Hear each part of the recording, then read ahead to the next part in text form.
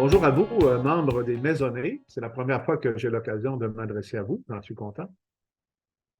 Je veux vous proposer de réfléchir ou de redécouvrir trois types de prières, ou peut-être que je devrais dire trois étapes dans la prière chrétienne, qui est moulée, cette prière chrétienne-là, qui est moulée dans la prière juive.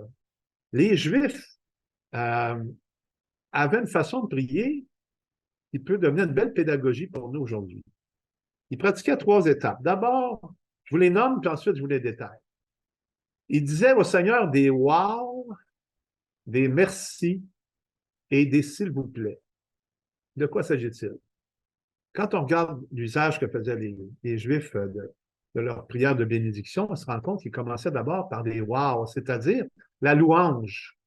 Bénir le Seigneur, prière de louange, c'est-à-dire la réaction épatée d'une personne qui voit quelque chose de beau, un beau paysage, une belle pièce, une belle peinture, par exemple, une belle sculpture, une belle personne, une action qu'on va justement qualifier de louable, parce que c'est noble, parce que c'est beau, parce que ça part de beaux sentiments.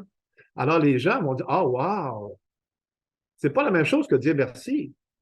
C'est très gratuit, c'est très lié à ce qu'est l'autre ou l'objet que l'on regarde. Ce qui est beau, c'est de l'ordre de l'émerveillement.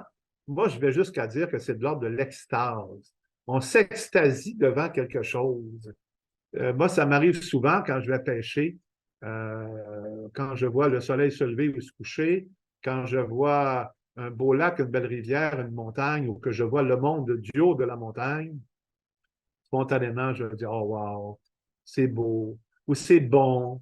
On goûte un mets, on goûte un plat, on dit, oh boy, c'est bon ça, c'est formidable, c'est une réaction gratuite.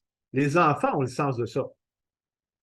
Ah, une fleur, un dessin qu'on leur révèle ou quelque chose de beau, ça leur coupe le souffle et ils s'extasient. C'est la première étape de la prière des Juifs. La deuxième étape, c'est le merci. Les Juifs pratiquaient ce qu'on appelle l'action de grâce. Et les chrétiens ont fait la même chose. L'Eucharistie est la prière d'action de grâce par excellence. Eucharistie, ça vient du mot grec eucharistène, qui veut dire remerciement. Alors, c'est une célébration dont le cœur et le remerciement, c'est de l'ordre de la gratitude pour un bienfait reçu. C'est pas la même chose qu'un wow. Ça va, c'est dans le prolongement du wow, mais on remercie quelqu'un pour quelque chose qu'il nous a apporté, qu'il a fait pour nous, un service qu'il nous a rendu. C'est moins gratuit que le wow, mais c'est très, très beau et c'est nécessaire. C'est un des premiers mots qu'on apprend aux enfants.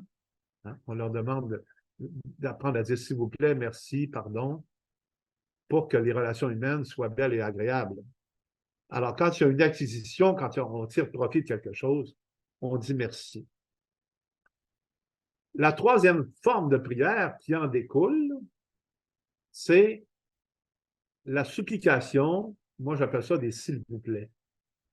Quand on a bénéficié, quand on a reconnu la beauté et la grandeur de quelqu'un au point de dire wow, puis qu'on a remercié cette personne pour les bienfaits reçus, on dirait que ça nous autorise à dire s'il vous plaît. On est en confiance, on peut demander. Jésus lui-même nous a dit de demander.